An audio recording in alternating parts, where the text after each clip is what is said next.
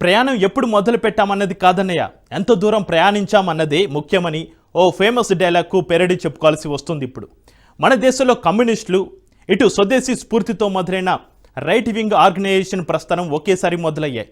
1925లోనే ఎర్రదండి communist పార్టీకి భారత విభాగం ఏర్పడింది. అదే సంవత్సరం డాక్టర్ కేశవరావు బలిరామ్ హెడ్గేవార్ ఆధ్వర్యంలో ఆర్ఎస్ఎస్ మొదలైంది. ఒకరి సిద్ధాంతం విదేశాల నుంచి దిగుమతి అయితే మరొకరి సిద్ధాంతం భారత్లోనే నిర్మాణమైంది. ఒకరిది సనాతన ధర్మం సిద్ధాంతం, మరొకరిది ప్రపంచ మానవాళి సంక్షేమం. ప్రపంచమే ఎజెండాగా మొదలైన వారు ఢిల్లీ రేసులో ఎక్కడిదాకా ప్రయాణించారు. భారత్ ఫస్ట్ అనే నినాదంతో వచ్చిన ఆర్ఎస్ఎస్ అనుబంధ విభాగాలు అదే రేసులో ఎక్కడిదాకా దూసుకెళ్లారు. ఈ 100 ఏళ్లలో ఎర్రదండు ఫెయిల్ అయింది ఎక్కడ, కాషాయ దళానికి కలిసి వచ్చింది ఎక్కడ?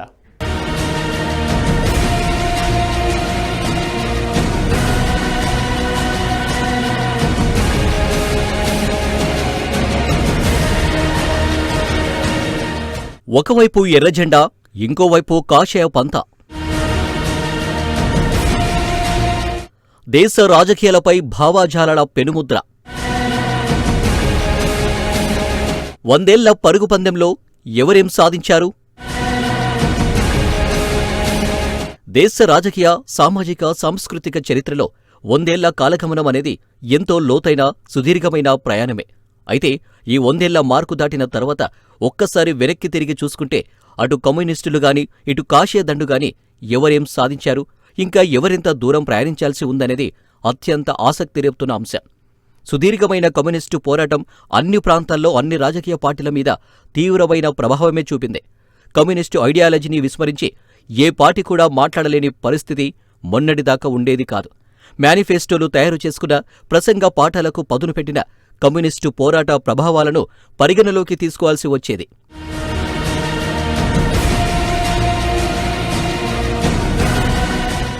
మరోవైపు కేంద్రంలో మోడీ అండ్ అమిత్ షా శకం మొదలయ్యాక, అంటే ఈ 10 ఏళ్లలోనే పరిస్థితులు పూర్తిగా తారుమారయ్యాయి.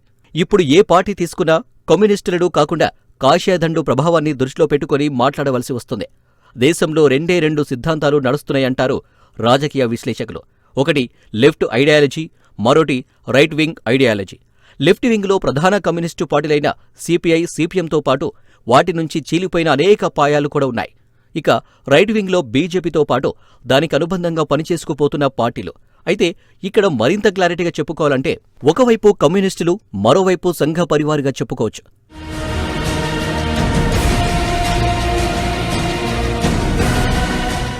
ఈ 2 గ్రూపుల్లో శాశ్వత సభ్యత్వం తీసుకునేవి కొన్నైతే పరిస్థితులను బట్టి అక్కడ కొంతకాలం, ఇక్కడ కొంతకాలం ఉండే పార్టీలు మరికొన్ని. తమిళనాడులోని ఏఐడిఎంకే, డిఎంకేతో పాటు బీహార్లో ఆర్జేడీ, జేడీయూ, పంజాబ్లోని ఎస్ఏడీ వంటి పార్టీలు ఇందుకు ఉదాహరణలుగా చెప్పుకోవచ్చు. ఈ విషయంలో అన్ని పార్టీలకు ఓ రకమైన స్పష్టత ఉన్నా ఇప్పుడు కాంగ్రెస్కు మాత్రమే క్లారిటీ మిస్ అవుతుందన్న అభిప్రాయాలు సర్వత్రా వినిపిస్తున్నాయి.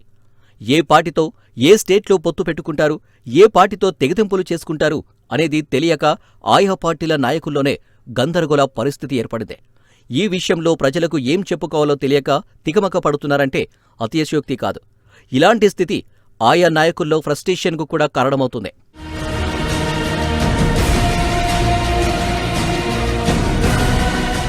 కమ్యూనిస్టుల 100 ఏళ్ల పోరాటం ఎలా వక్రమార్గం పట్టిందనేది ఆ గ్రూపు నాయకులు ఎక్కడైనా చర్చించుకుంటున్నారా అంటే లేదనేదే సమాధానం. ప్రపంచ ప్రజలందరినీ కలపాలని ఆరాటపడిన కమ్యూనిస్టులు తమలో తామే కలహించుకుంటూ ఆధిపత్యంలో ఎవరు తగ్గేదే లేదంటూ ఎన్డీఏ మీద మాత్రం సమైక్యంగా కలపడుతూ ఉంటారు. సనాతన హైందవ ధర్మం కోసం మాట్లాడే అందరినీ టార్గెట్ చేస్తూ ఆత్మవంచన చేసుకుంటున్నారన్న విమర్శలు ఎప్పటినుంచో వినిపిస్తున్నాయి. కానీ వారెప్పుడు అలాంటి వాటికి సమాధానం ఇవ్వడానికైనా ఇష్టపడడం లేదు. 1920ల తొలినాళ్లలో మొదలైన కమ్యూనిస్టు పార్టీ ఆఫ్ ఇండియా ఆ తర్వాత సిపిఎంగా, సిపిఐఎంఎల్గా, న్యూ డెమోక్రసీగా, పీపుల్స్ వార్గా అనేక రూపాలు తీసుకుంటూ చెల్లాచెదురైపోయి ఆఖరకు వారిలో వారే ప్రాణాలు తీసుకునేదాకా వెళ్ళిందనేది ఆయా పార్టీల చరిత్రలు చెబుతున్న వాస్తవం.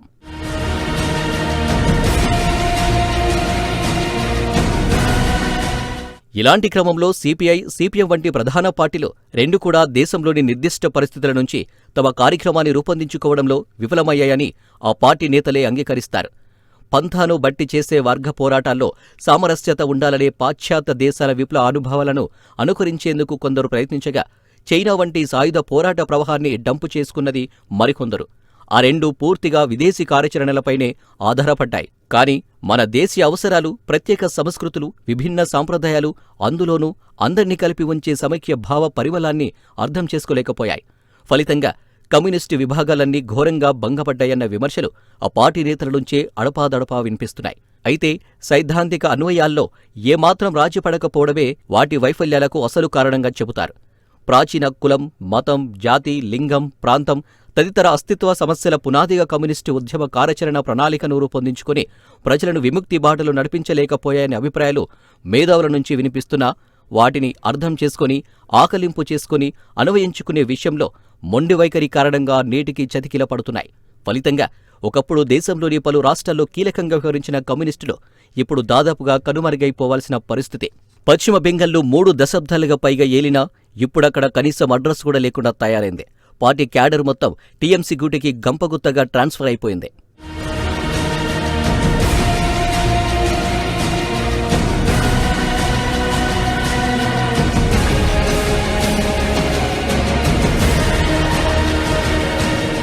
కమ్యూనిస్టు ఇంటర్నేషనల్ కార్యనిర్వాహక కమిటీ సభ్యుడు అయిన ఎంఎన్ రాయ్ సారథ్యంలో 1920లో సోవియట్ యూనియన్లోని తాష్కెంట్లో భారత కమ్యూనిస్టు పార్టీ ఏర్పాటైంది. ఆ తర్వాత ఉత్తరప్రదేశ్లో 1925 డిసెంబర్లో ఎంఎన్ రాయ్ నేతృత్వంలో దేశవ్యాప్త విస్తృత పునాదిపై కమ్యూనిస్టు పార్టీ పునర్నిర్మాణం జరిగింది. అదే 1925లోనే దేశంలో ఆర్ఎస్ఎస్ పురుడు పోసుకుంది. అంటే మన దేశంలో కమ్యూనిస్టుల పోరాటం, అటు ఆర్ఎస్ఎస్ సైద్ధాంతిక భావజాల పరిచయమంతా ఒకేసారి మొదలయ్యాయన్నమాట. అయితే ఈ 100 ఏళ్ల పరుగు పందెంలో కమ్యూనిస్టులు, అటు కాషాయదండు ఉనికిని గనక ఇప్పుడు గమనిస్తే స్పష్టమైన తేడా కళ్లకు కడుతుందంటారు పరిశీలకులు.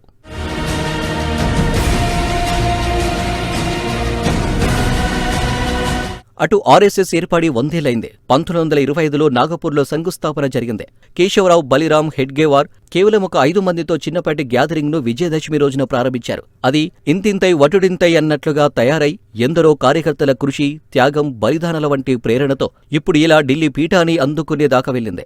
ఆర్ఎస్ఎస్ మూల సిద్ధాంతంతో తయారైన వారు కొందరు, హిందుత్వంతో జతగూడిన వారు మరికొందరు, ప్రగాఢమైన జాతీయ భావంతో రగిలిపోతూ ఉన్నవారు మరికొందరు. ఇలా రాష్ట్రపతి ముర్ము, ప్రధానమంత్రి మోడీ, ఆర్థిక మంత్రి నిర్మలా సీతారామన్, ఢిల్లీ ముఖ్యమంత్రి రేఖా గుప్తా ఇలా ఎక్కడెక్కడో తయారై ఢిల్లీ దిశగా ప్రయాణం కట్టి ఎర్రకోటలో జెండా ఎగరవేస్తూ అనేక రాష్ట్రాల్లో సనాతన ధర్మమే ఎజెండాగా పరిపాలించే స్థాయికి వెళ్లారు.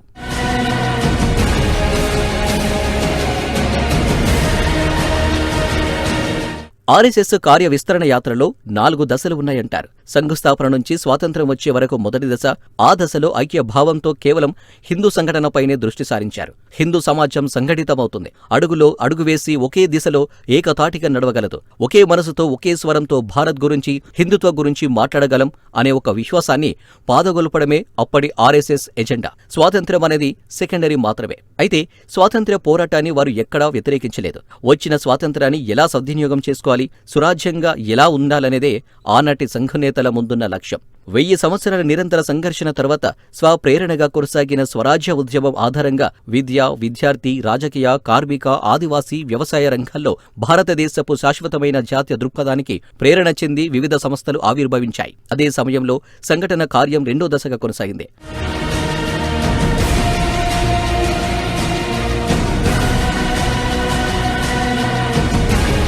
నేడు సంఘు కార్యకలాపాలు శాఖల రూపంలో దేశంలోని అనేక గ్రామాల దాకా చేరుకున్నాయి. దాదాపు 40 సంస్థలు సమాజ జీవనానికి చెందిన వివిధ క్షేత్రాల్లో చురుగ్గా, సమర్థవంతంగా పనిచేస్తున్నాయి. వాటి ఫలితమే ఇవాళ రేఖా గుప్తా లాంటి యువ నాయకులు అటు అసెంబ్లీలో అడుగుపెట్టగానే ఇటు ముఖ్యమంత్రులు అయిపోతున్నారు. ఇలాంటి పరిస్థితిని అటు కమ్యూనిస్టులు ఆశించినా వారి మూలాలు మాత్రం నానాటికి చెరిగిపోతుండడమే ఆ పార్టీ నేతలను కలవరపరుస్తుంది.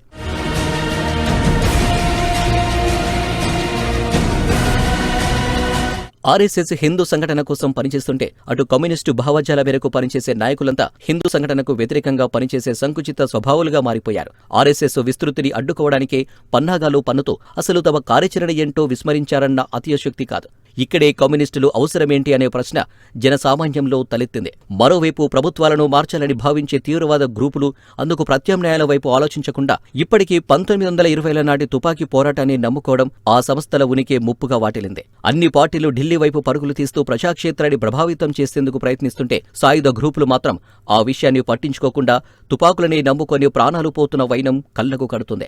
ఇప్పుడు ఢిల్లీలో అధికారం చెలాయిస్తున్న కాషాయదండు నేతలు 2026 మార్చిలోగానే ఎర్రజెండాలోని తీవ్రవాద గ్రూపులను సమూలంగా తొలగిస్తామని బహాటంగా చెప్పేదాకా వెళ్లిపోయారు. ఇదే సమయంలో కమ్యూనిస్టు సిద్ధాంతాలు గల గ్రూపులు చాటుమాటుగా మత ఛాందస్స ఉగ్రవాద సంస్థలకు మద్దతిస్తూ అటు ప్రపంచ ప్రజల చేత కూడా తిరస్కరణకు గురవుతున్న వైనం కళ్లకు కడుతుంది అంటున్నారు విశ్లేషకులు.